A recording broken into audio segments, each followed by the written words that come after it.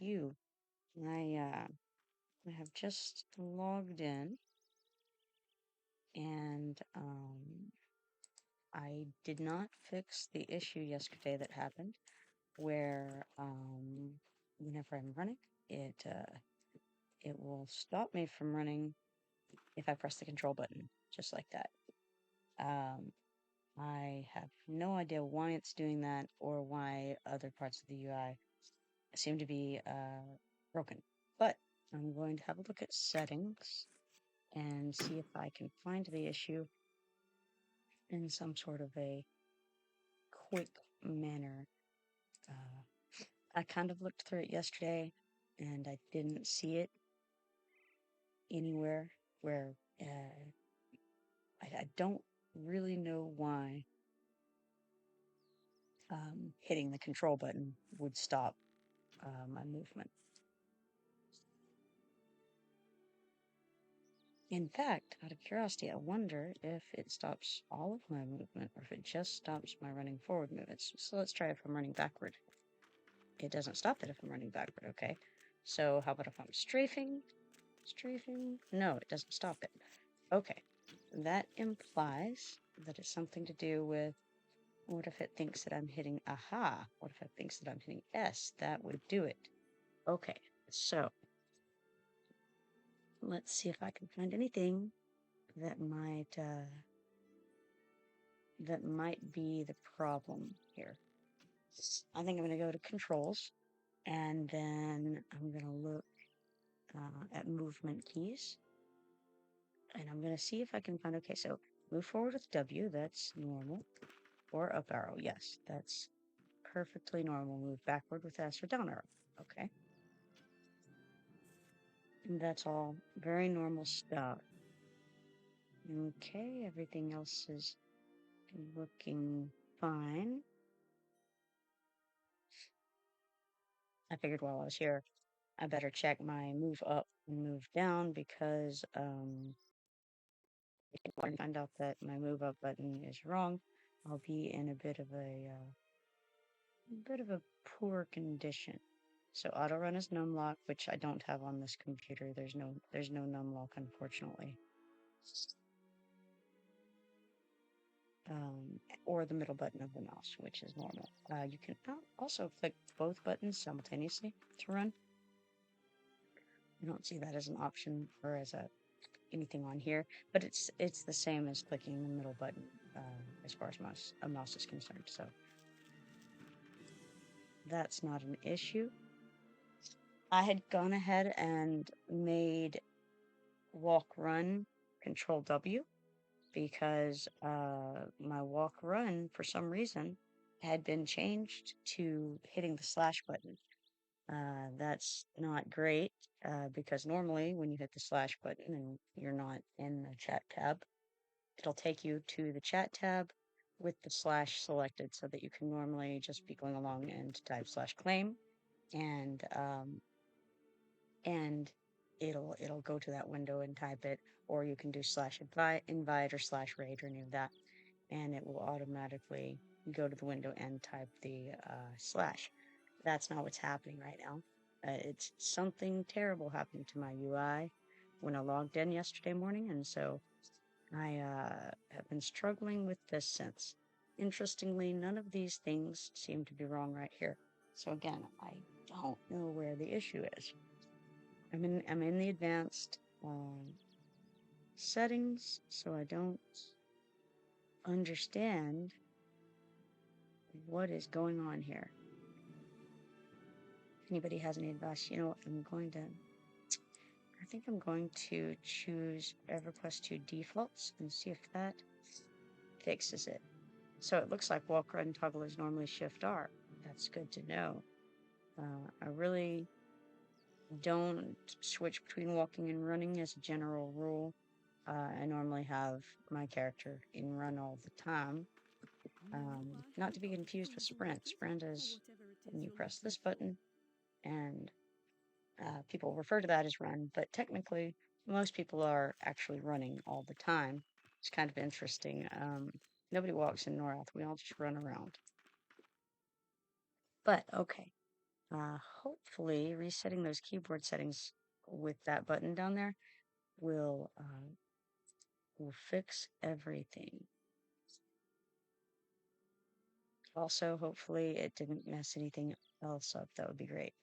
All right, so we're going to accept this. Now I'm going to run and press control.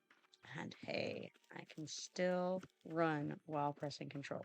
Well, wonders never cease. All right, that's great. What else? Let's try a slash. Ha! Look at that. It worked. Life is good again. All right.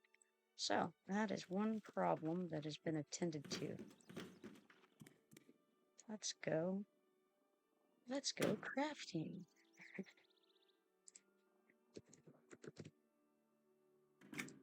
All right.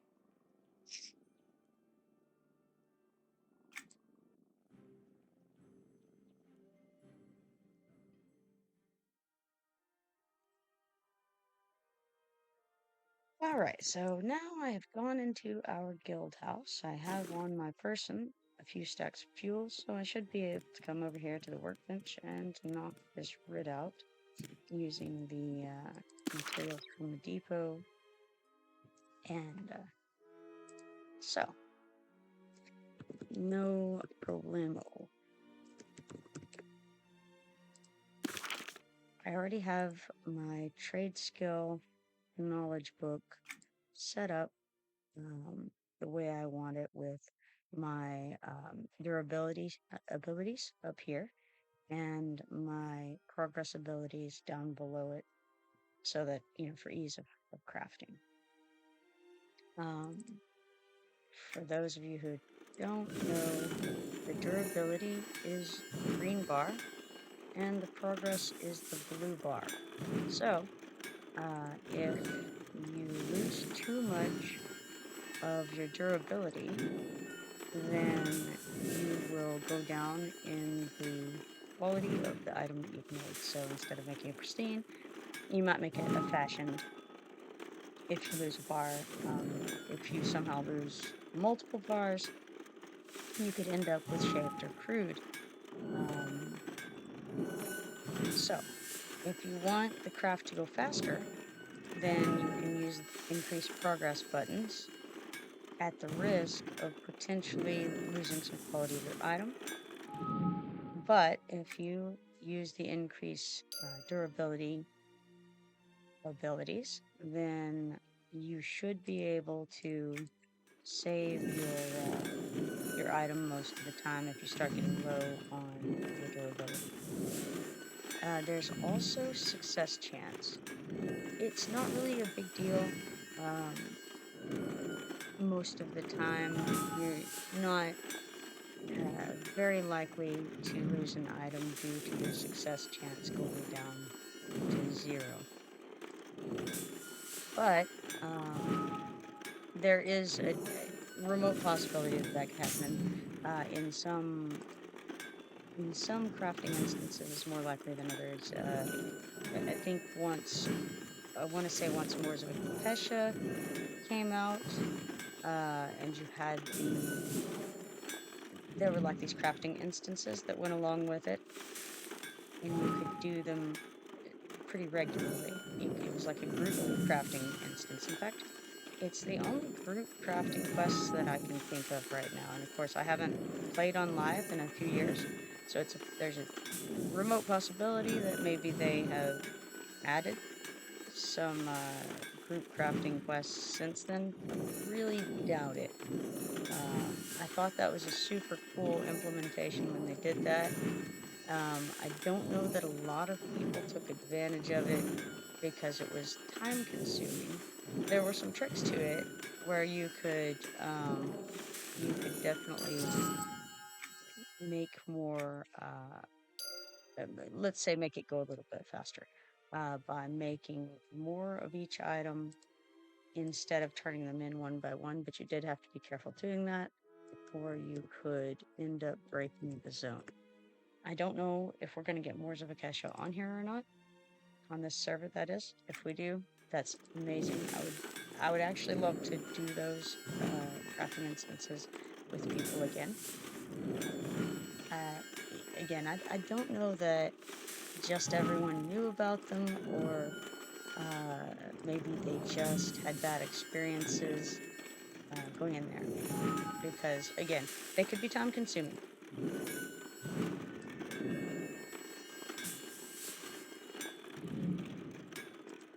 At any rate, that's the only kind of grouping that went along with crafting that I know of, and it was, I think, as I remember, that there was more of a chance for your success rate to be an issue in that zone than than in most places. I think that was the first place that I ever had something fail from its success rate going down that far. And there's only one of these buttons that decreases the success rate, and for this class, it's this one right here. Success chance, I should say.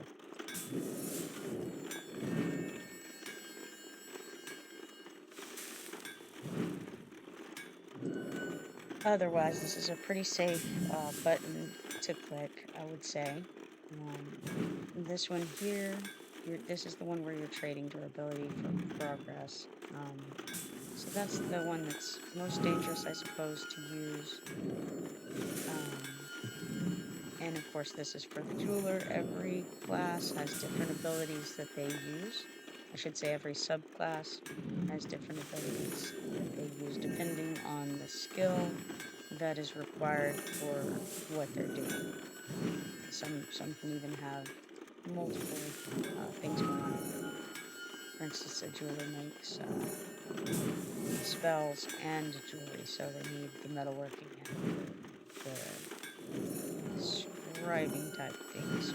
Not coming to me what that's called right now.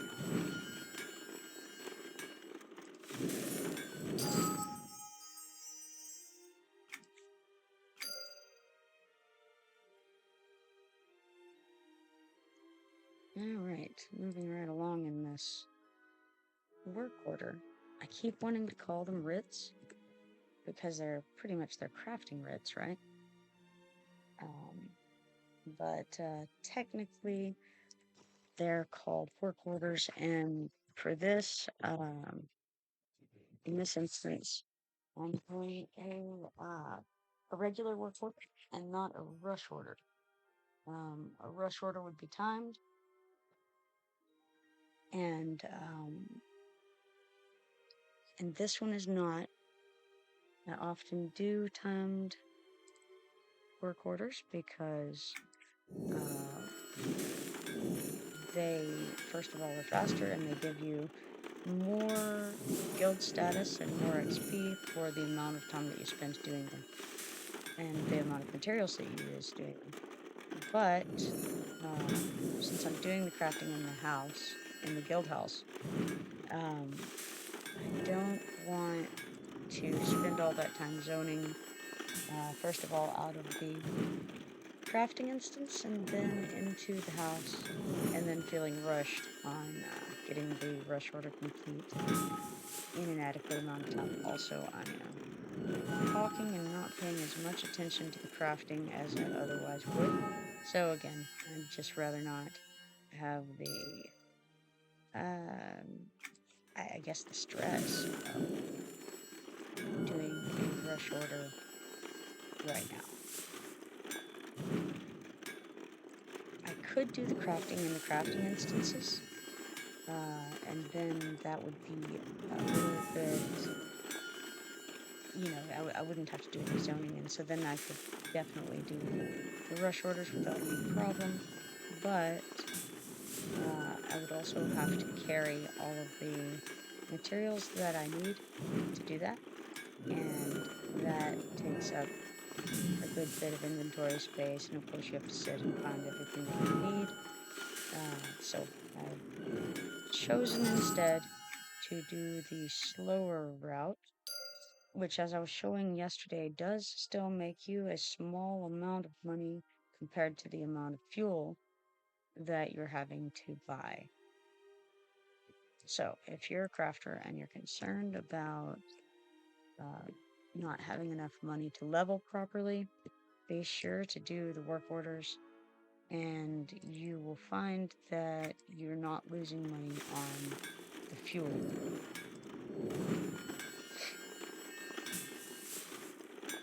It also will level you a lot faster than just trying to make things. Making a pristine item for the first time does give you a bonus, and there's something to be said for that. But then you also have to find what you want to do with each of those pristine items. And I'm still gonna say that it's overall a better idea to do the writs. You get the XP, you get the status for your guild, you get the status for yourself, personal status, even if you don't have a guild. And that will allow you to buy things like the crafting tables for your home. The crafting tables for your home are expensive. I want to say they're like 498,000 status points. I don't remember how much platinum they are, or how much money they are, I should say. But the status point expense is pretty high, and that's personal status, so not anything to do with your guild status. Which you can get personal status from doing heritage quests, or from doing city writs, or from selling status point items. The status point items are things like the blackened iron statue. There's I can't think of the names of them. There's like parchments and things like that, and each one of the status point items has a distinct look to it for the city guild that it's associated with. So the statues are for the fighter guild, which is in North Kinos, over close to where Antonia Vale is, right outside of her castle. And then the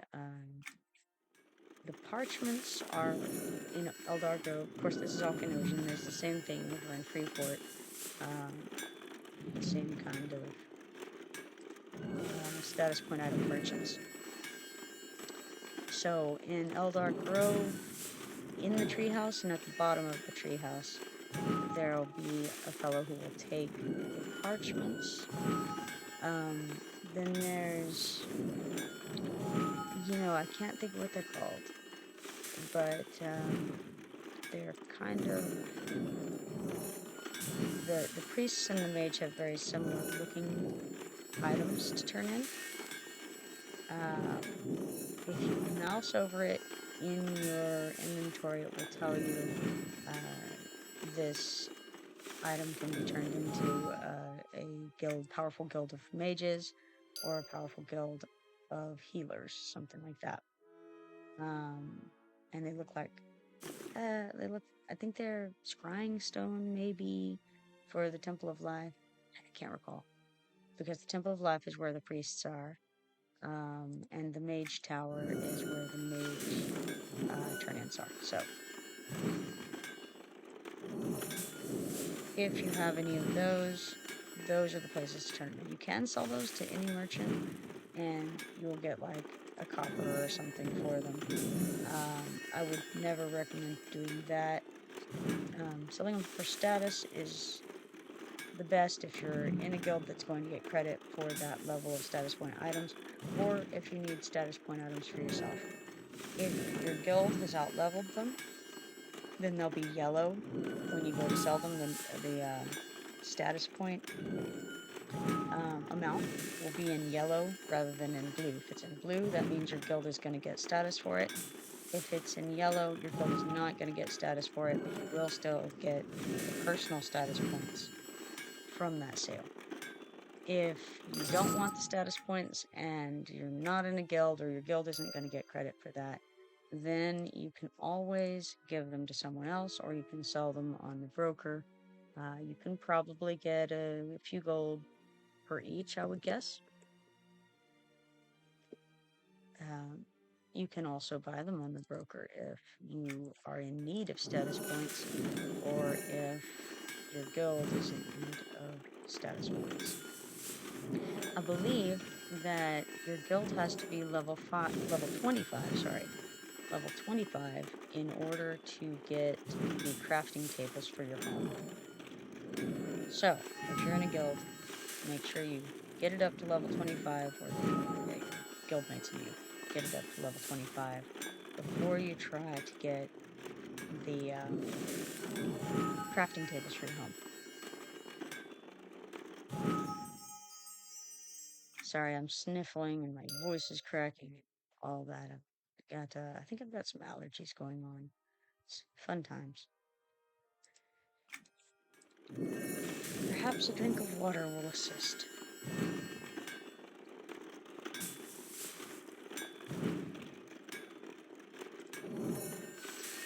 But, that said, if you have a house, getting the depots plus the crafting table really does make life a lot easier if you're crafting. It's almost like crafting in a guild hall. We have in here the harvesting depot. At some point, I would like to get the fuel depot. Those are only available at this time on the marketplace, and they are, I believe, 499 station cash for one depot. If you decide that you want to get one of those, go over here, go to the marketplace. I believe it's in housing, and then depots. Here are your options for what you can get in your house. I'm going to click this button that won't work. That did work. Amazing. Okay. Alright. Okay, so it's not 499. It's actually only 450 station cash per depot that you get. There is an adornment depot that would be completely useless on this server right now. Collectible depot, those are nice. The fuel stash, that's what I want. That would just let me throw this into there instead of having to go down and buy more. I could just stick a huge stack, mini stacks, I should say, into the depot. It wouldn't take up room in my inventory, and that would please me. It's certainly not necessary. It would just be a very nice added bonus, and that way anybody who's crafting in the guild could throw their fuel into there and use it, and then other people obviously would also use that. So if you don't have the money to essentially pay for other people's crafts somewhat, then maybe you don't want to stick it into a fuel depot. But for me, it would make my life a lot easier. So I would definitely throw fuel into there and not have extra fuel in my bank like I do right now. I don't have to go to the bank to grab that, and then have to go into the crafting instance to grab more fuel there, then come to the house. It's just a luxury, I suppose. It's a convenience.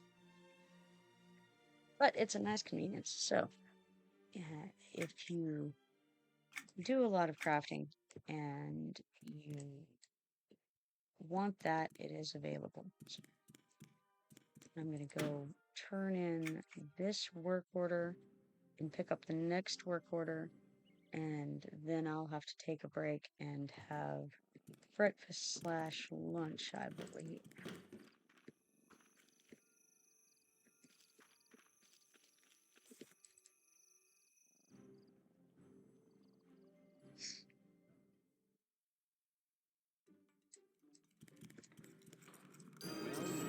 On the plus side, I am very close to the next level, so I actually may go ahead and finish this level out before I take off. I always try to get the highest level of the work orders offered so that I can get the most XP from it and the most status from it whenever I do whether it's a rush order or a work order. Either way, I prefer to get the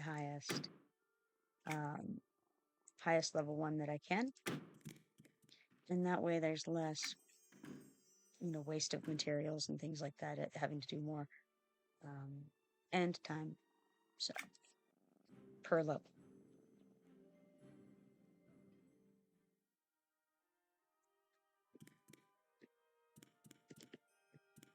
So I should be getting level 29 pretty quickly. Looks like I do still have some vitality left, so this shouldn't take long at all.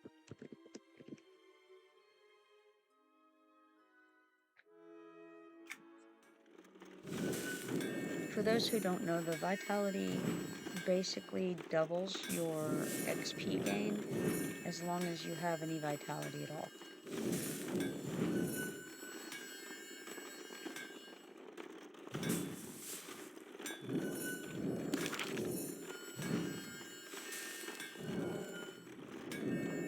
Also, you see that the abilities are underneath the bars over on the crafting window, but these abilities are not necessarily the most recent level abilities. These ones here, for instance, are the tier 1, basically, the very, very low level abilities that you get. Those don't update as you level. The ones on the bars, they just stay the same. And you can try to replace them unsuccessfully. On live, that's not the case, but on this server and at that time period when that was, when this was current, that was the case. You had to go into your knowledge book in order to get the latest and greatest.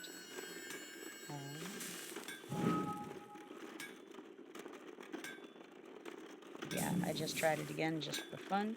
Tried dragging square cut over. Actually, that is square cut. Alright, maybe, who knows, maybe it did work. I don't think so. And this one is focus of spirit. This is center of spirit. Okay, let's try it with the higher level ones. We've got oval cut. Let's see if I actually have oval cut over here. I don't. So, I guess I should concentrate on saving my combine real quick before I mess around with this one. Alright, so oval cut. Let's see if I can drag it over there. No. No such luck. It did not replace square cut. It did not replace round brilliant cut. So, as I thought, it still is not letting us replace those with the current spells, nor is it auto-updating them. So, there's no way to do that. You can drag them to your hotbar, as I have done. And so if, for instance, I don't have a good place to put my mouse or something like that, I have them on this hotbar that is hotkeyed. And so I can just press 4, 5, and 6 to make the progress buttons go. I prefer to click them. It just, it's what I'm used to doing, and it's easier for me. But a lot of people use the 1, 2, 3, 4, 5, 6 method of crafting.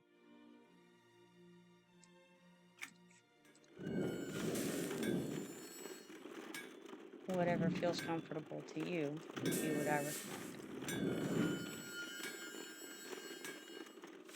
I think I will level before, well, no, it won't be very long.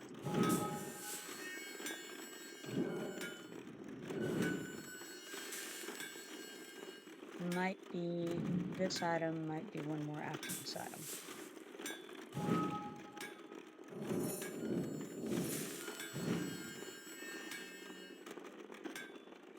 I noticed that I failed to put on my crafting gear for this.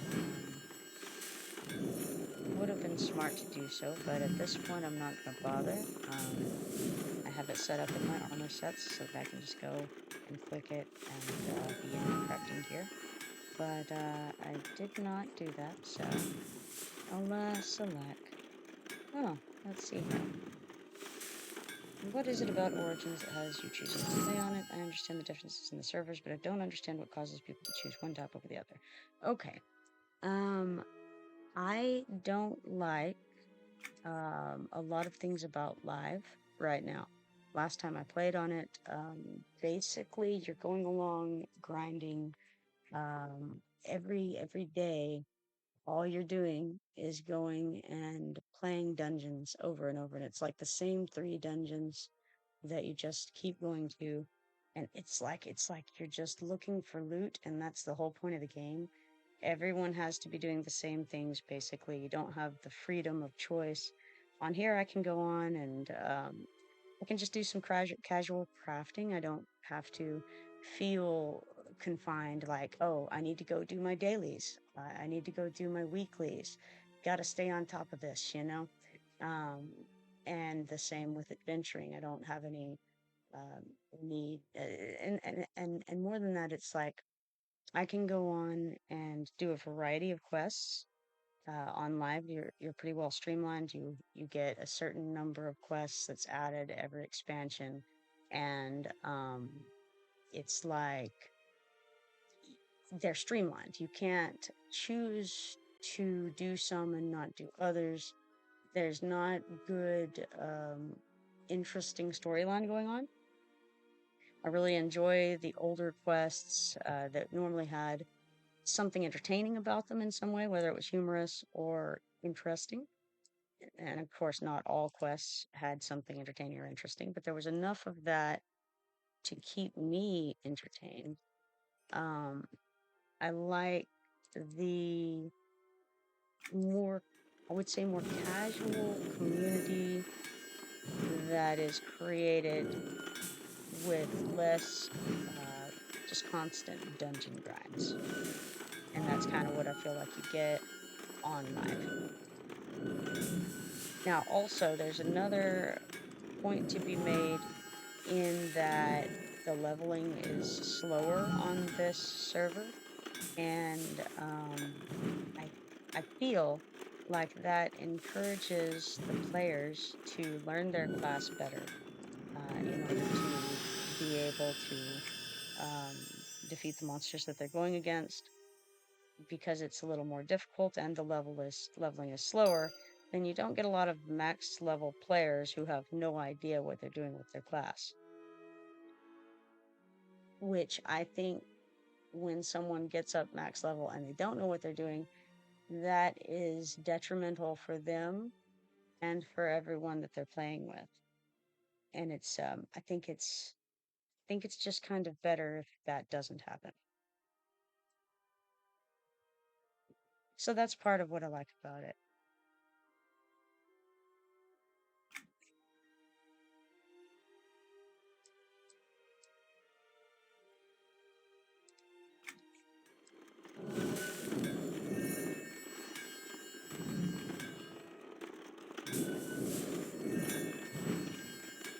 I think that if people are really interested in getting great gear and grinding for it and just kind of, killing things all day, and that's the whole point of why they're playing, then live is fine for that.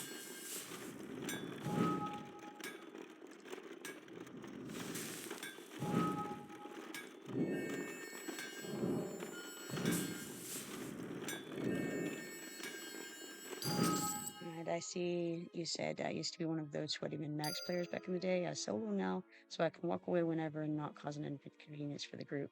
Yeah, I definitely get that. Um, and yeah, sure, that's another part of it.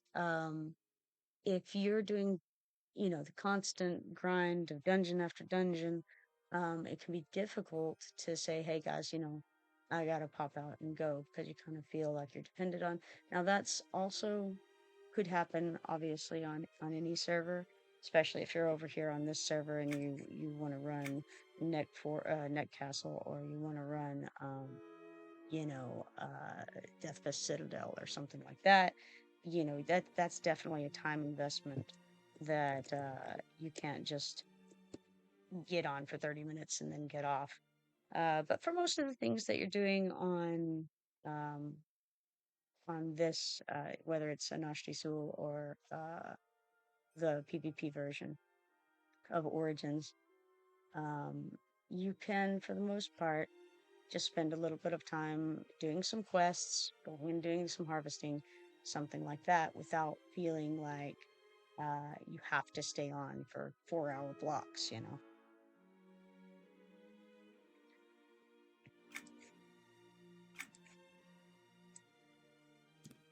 All right, now I have finished what my goal was, and I have to get some breakfast. It was a pleasure meeting you, EverQuest 2, and hopefully I'll see you around sometime soon. And I will catch you all later. Thank you very much.